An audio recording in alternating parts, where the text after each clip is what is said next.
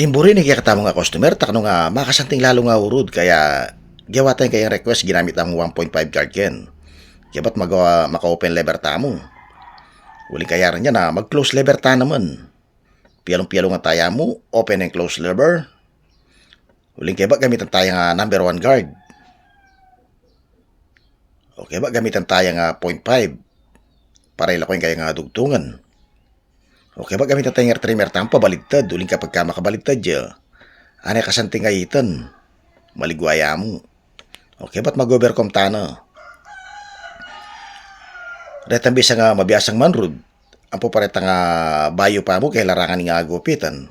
Kailangan lagi kayong sumaybaybay kaya tama nga aircraft tutorial. Bakit sagli mabiyasa kayo at dakal kayo papulot taliwaliwa klase nga style kaya pamanrod. Sagli mabiyasa kayo. Tamo tuturo ini kareta nga biyasa na uling biyasa no reta tano dapat turuanan. Si share tamo mi kaya katamong balwan bakit dakal pang ma-inspire kaya larangan nga gupitan. Balanda ka lang mabiyasa. O kailang biyasa kayong mamalasbas nga usan nga plangketa.